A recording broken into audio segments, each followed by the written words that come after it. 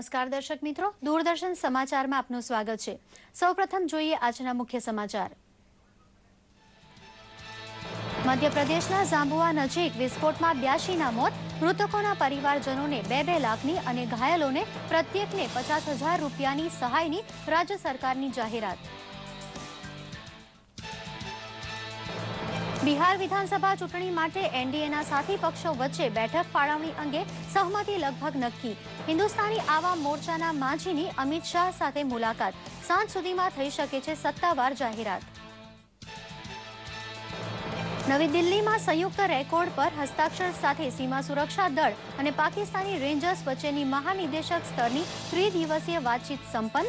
વાતચીત સદભાવપૂર્ણ, વ્યાવહારિક અને ભવિષ્ય માટે ઉપયોગી રહી હોવાનું જણાવતા બીએસએફ મહાનિદેશક। ગુજરાતમાં શિક્ષણની ગુણવત્તા અને શિક્ષકોની ક્ષમતામાં વધારો કરવાના ઉદ્દેશ્યથી રાજ્યભરમાં સીઆરસી કક્ષાએ યોજાઈ 2 લાખ પ્રાથમિક શિક્ષકોની તાલીમ શિબિર। શિક્ષણાધિકારીઓ અને તજજ્ઞોએ 22 એકથી પૂરી પાડી માહિતી। સ્વાઇન ફ્લૂને ડામવા સુરત મહાનગરપાલિકાનું મહાઅભિયાન। 2 દિવસમાં 2400 જેટલા નિરીક્ષકોએ 12.67 લાખ મકાનોનું કર્યું સર્વેક્ષણ। શરદી ખાંસીના 18,000 કેસ શોધી કઢાયા, 14,000એ લીધી સારવાર। જૂનાગઢમાં નાળિયેરી પાકના ઉત્પાદન અને તેના થકી આર્થિક ઉપાર્જન અંગે ખેડૂતો માટે કાર્યશાળા। ગુજરાતમાં નાળિયેરી વિકાસ બોર્ડનું કેન્દ્ર સ્થાપવાની કેન્દ્રીય કૃષિ રાજ્યમંત્રી મોહનભાઈ કુંડારિયાની જાહેરાત। સૌરાષ્ટ્રના સંખ્યાબંધ વિસ્તારોમાં આજે થઈ મેઘમહેર। લાંબા વિરામ બાદ રાજકોટ, જૂનાગઢ, અમરેલી, જામનગરના ઘણા વિસ્તારોમાં વરસાદી ઝાપટા।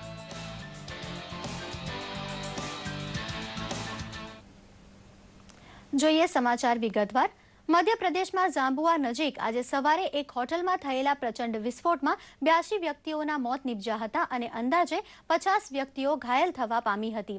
મુખ્યમંત્રી શિવરાજસિંહ ચૌહાણે મૃતકોના પરિવારને 2 લાખ રૂપિયાની સહાયની તથા ઘાયલોને પ્રત્યેકને 50,000 રૂપિયાની સહાયની જાહેરાત કરી તપાસના આદેશ આપ્યા હતા।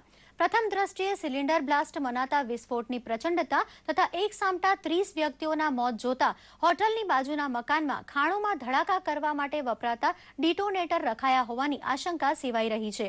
ઘાયલોમાંથી 15 જેટલા લોકોને દાહોદની ખાનગી હોસ્પિટલમાં સારવાર માટે દાખલ કરાયા છે, જેમાંથી એકનું મોત નીપજ્યાના સમાચાર છે। घटना दुखद है, जिसने मुझे अंदर तक हिलाया है। उस घटना के कारणों की जांच भी की जाएगी, लेकिन अभी उस दुर्घटना में जिन लोगों ने अपनी जान गंवाई है उनके परिजनों को 2-2 लाख रुपए की सहायता राशि दी जाएगी। जो गंभीर रूप से घायल है उनको 50,000 रुपए की सहायता राशि दी जाएगी। उनके इलाज की संपूर्ण व्यवस्था की जाएगी। घटना के कारणों की भी जांच की जाएगी। બિહાર વિધાનસભાની ચૂંટણીના સંદર્ભમાં એનડીએના ઘટક પક્ષો વચ્ચે બેઠકોની વહેંચણીને લઈને લગભગ સમજૂતી થઈ શકી છે। આજ સાંજ સુધીમાં આ અંગે ભાજપના અધ્યક્ષ અમિત શાહ દ્વારા જાહેરાત કરવામાં આવે તેવી શક્યતા છે। હિન્દુસ્તાની આવામ મોરચાના અધ્યક્ષ જીતન રામ માંઝી ભાજપના રાષ્ટ્રીય અધ્યક્ષ અમિત શાહને મળ્યા હતા। રાષ્ટ્રીય લોકશક્તિ પાર્ટીના અધ્યક્ષ ઉપેન્દ્ર કુશવાહા ભાજપના બિહાર ચૂંટણી પ્રભારી અનંતકુમારને મળ્યા હતા। ભાજપના અનંતકુમારે પત્રકારોને જણાવ્યું હતું કે ઘટક પક્ષોના નેતાઓ સાથે બેઠક વહેંચણી અંગે સફળ વાતચીત થઈ છે। સાંજે ભાજપા અધ્યક્ષ અમિત શાહની હાજરીમાં જાહેરાત થવાની શક્યતા છે। એક થઈને ચૂંટણી લડીશું, એનડીએને ભારે બહુમતી મળશે। उपेंद्र कुशवाहा जी से और आरएलएसपी से और सबसे बातचीत हुई है। शाम को माननीय राष्ट्रीय अध्यक्ष जी के अमित शाह जी की अध्यक्षता में हम पूरा गठबंधन का ब्यौरा आपके सामने रखेंगे। बहुत अच्छे तरीके से सब वार्ता हुई है। हम एक मुश्त होकर के इस जंग में भाग लेने वाले हैं और जरूर एनडीए को भारी भरकम बहुमत मिलेगा। बातचीत हुई है और हमने तो पहले ही पत्र लिखकर कह दिया है अपनी पार्टी की ओर से कि भारतीय जनता पार्टी के राष्ट्रीय अध्यक्ष जो निर्णय करेंगे उनके ऊपर है, उनके निर्णय को हम मानेंगे। इसमें कहीं कोई हमने पहले भी इफवट नहीं किया है, अभी भी नहीं है, लेकिन क्या अंतिम रूप से कहा जाएगा, शाम का इंतजार करना पड़ेगा आपको। ભારતીય સરહદ સુરક્ષા દળ BSF તથા પાકિસ્તાની રેન્જર્સ વચ્ચે મહાનિદેશક સ્તરની 3 દિવસીય મંત્રણાઓ આજે સમાપ્ત થઈ છે અને બંને પક્ષો તરફથી સંયુક્ત સમજૂતી પર હસ્તાક્ષર પણ કરવામાં આવ્યા છે. BSFના મહાનિદેશકે પત્રકારોને જણાવ્યું હતું કે પાકિસ્તાની રેન્જર્સ સાથેની વાતચીત સદભાવપૂર્ણ, વ્યવહારિક અને ભવિષ્ય માટે ઉપયોગી કહેવાય તેવી રહી. અગાઉ ગઈકાલે કેન્દ્રીય ગૃહમંત્રી રાજનાથસિંહે પાકિસ્તાની રેન્જર્સના મહાનિદેશક સાથેની મુલાકાતમાં જણાવ્યું હતું કે ભારતીય સેના આંતરરાષ્ટ્રીય સરહદ પર પહેલી ગોળી નહીં ચલાવે. તેમણે કહ્યું કે ભારત પોતાના તમામ પાડોશી દેશો સાથે મૈત્રીપૂર્ણ સંબંધો ઈચ્છે છે. પાકિસ્તાનના મેજર જનરલ ઉમર ફારૂક વર્ગીના નેતૃત્વમાં ભારત આવેલા પાકિસ્તાની રેન્જર્સ ઉચ્ચ પ્રતિનિધિ મંડળે ગૃહમંત્રી સાથે મુલાકાત કરી હતી. કેન્દ્રીય ગૃહમંત્રી રાજનાથસિંહે આજે વિશ્વ હિન્દી સંમેલનમાં બોલતા સંયુક્ત રાષ્ટ્રમાં હિન્દીને સત્તાવાર રીતે સ્થાન મળવું જોઈએ તેવી હાકલ કરી હતી. તેમણે જણાવ્યું હતું કે જો 21મી જૂનને આંતરરાષ્ટ્રીય યોગ દિવસ તરીકે મનાવવામાં 177 દેશોનો ટેકો મળતો હોય તો હિન્દી માટે 127 દેશોનો ટેકો કેમ ના મળી શકે. મધ્યપ્રદેશમાં ભોપાલ ખાતે ત્રિદિવસીય વિશ્વ હિન્દી સંમેલનનું આજે સમાપન થયું હતું. કેટલાક કેન્દ્રીય મંત્રીઓ તથા મધ્યપ્રદેશના મુખ્યમંત્રી શિવરાજસિંહ ઉપસ્થિત રહ્યા હતા. વિશ્વ હિન્દી સંમેલનમાં હિન્દીને વધુને વધુ વ્યાપક બનાવવા તથા 11મું વિશ્વ હિન્દી સંમેલન 2018માં મોરેશિયસમાં ભરવાનો પ્રસ્તાવ પસાર કરાયો હતો. રાજનાથસિંહે હિન્દી સાહિત્ય ક્ષેત્રે ઉત્કૃષ્ટ પ્રદાન બદલ વિદ્વાનોનું સન્માન પણ કર્યું હતું.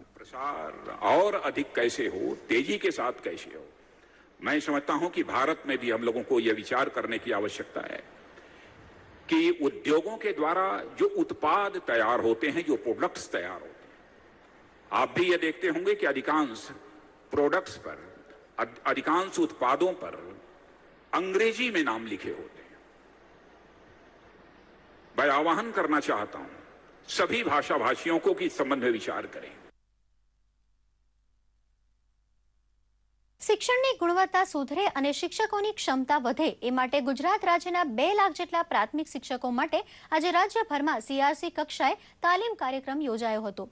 બાળકોમાં શિક્ષણની ગુણવત્તા સુધરે, તેમનામાં નેતૃત્વના ગુણો વિકસે, તેમનામાં રહેલી આંતરિક શક્તિઓ ખીલે વગેરે હેતુ સાથે સરકાર દ્વારા શિક્ષકોને તાલીમ આપવાનો કાર્યક્રમ તમામ CRC કક્ષાએ યોજાયો હતો.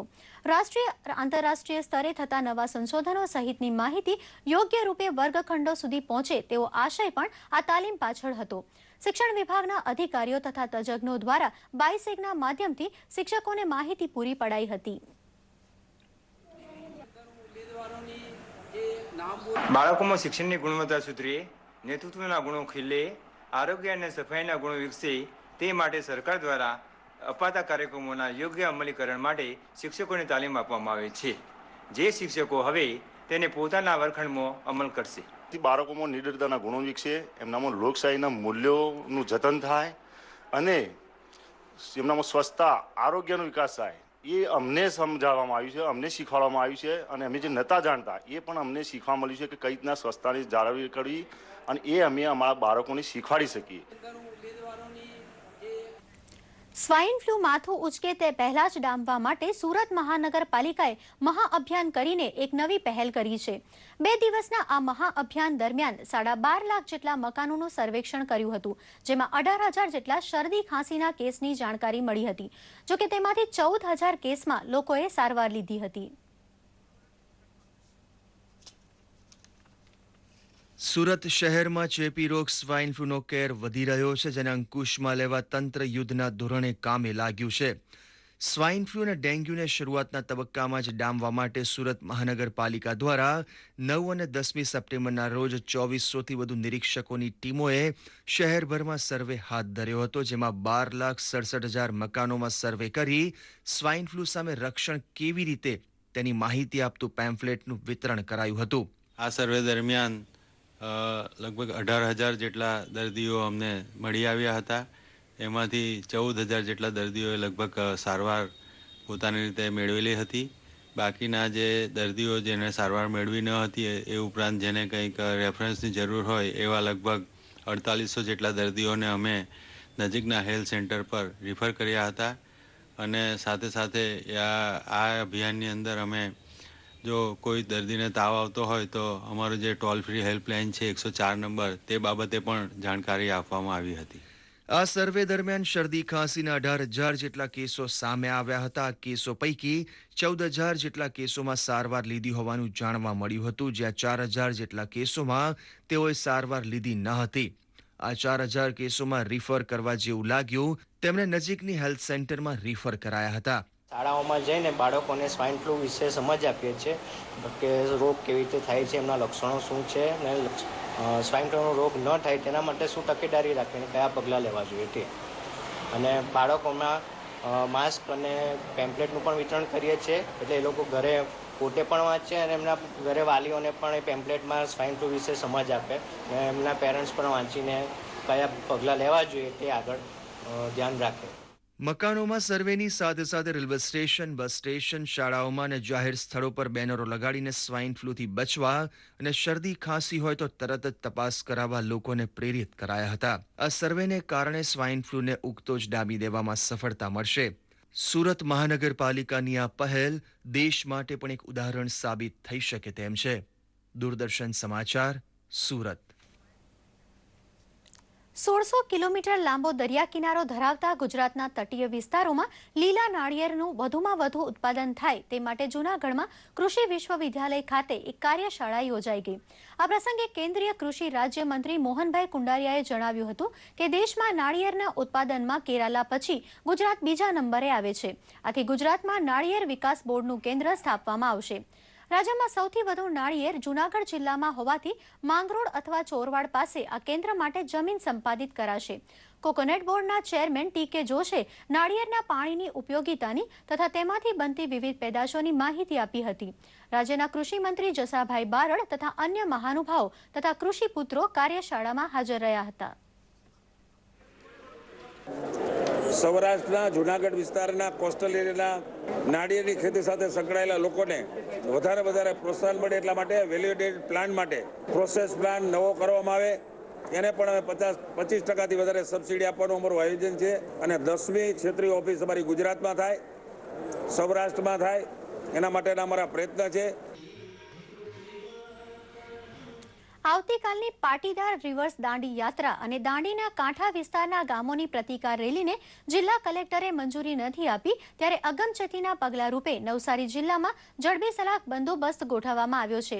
પેરામિલિટરીની કંપનીઓ સાથે પોલીસ તૈનાત છે. આ ઉપરાંત નવસારી જિલ્લા કલેક્ટરે 19મી સપ્ટેમ્બર સુધી 144મી કલમ લગાવી સરઘસ તથા સભા પર પ્રતિબંધ ફરમાવ્યો છે. તો અફવાઓ ફેલાતી રોકવા આજ મધરાતથી 24 કલાક નવસારી શહેર સહિત જિલ્લામાં ઇન્ટરનેટ સેવા બંધ કરવાનો નિર્ણય લેવાયો છે. પાટીદાર અનામત આંદોલન સમિતિના અલ્પેશ કથારિયા જે એમના પ્રતિનિધિ છે, એમની તરફથી એક અરજી આપવામાં આવેલી હતી કે 13 તારીખે દાંડી કૂચ રેલી યોજવા માટે અને સાથે સાથ કૌશિક પટેલ જે કોલી સમાજના આગેવાન છે એમની તરફથી પણ એક પ્રતિકાર રેલી યોજવા માટે એક અરજી મળેલી છે. અને માછી સમાજ તરફથી પણ એક પ્રતિકાર રેલી માટે એક અરજી મળેલી છે. આજે નિર્ણય લેવામાં આવ્યું છે કે કાયદા અને વ્યવસ્થાને ના સંદર્ભે અને શાંતિપૂર્ણ વાતાવરણ જિલ્લામાં જાળવી રહે એ હેતુસર આ 3 અરજીઓ અમે નામંજૂર કરવા માટે નિર્ણય લીધેલું છે. જેની ચાતક નજરે રાહ જોવાતી હતી તેવો મેહુલિયો સૌરાષ્ટ્રના કેટલાક વિસ્તારમાં મન મૂકીને ફરી વરસ્યો છે. લાંબા વિરામ બાદ વરસેલો વરસાદ ફરી એક વખત ખેડૂતોની આશા જીવંત બનાવી ગયો છે. રાજકોટ, સુરેન્દ્રનગર, જામનગર, જૂનાગઢ અને અમરેલી જિલ્લાના કેટલાક વિસ્તારોમાં વરસાદી ઝાપટા પડ્યા હોવાના અહેવાલ છે. ધાંગધ્રા, બગસરા અને કાલાવાડમાં ધોધમાર વરસાદના અહેવાલ છે, જ્યારે અમદાવાદ જિલ્લાના છેવાડાના ધંધુકા તાલુકામાં પણ વરસાદ વરસ્યો હોવાના અહેવાલ છે. બીજી તરફ દક્ષિણ ગુજરાતના વાપીમાં પણ મેઘમહેર થઈ હતી. છેલ્લા ઘણા સમયથી વરસાદની લોકો રાહ જોઈ રહ્યા હતા અને અસહ્ય ગરમીથી લોકો ત્રસ્ત હતા, ત્યારે આ વરસાદે વાતાવરણમાં ઠંડક પ્રસરાવી છે. જોકે હજુ પણ રાજ્યના ઉત્તર ગુજરાત અને મધ્ય ગુજરાતમાં વરસાદની રાહ જોવાઈ રહી છે, પરંતુ દક્ષિણ ગુજરાત અને સૌરાષ્ટ્રમાં આજે થયેલી મેઘમહેરને કારણે બાકીના વિસ્તારોમાં પણ વરસાદ થશે તેવી આશા જાગી છે. તો આ સાથે જ આ સમાચાર અહીં સમાપ્ત કરીએ છીએ. નમસ્કાર.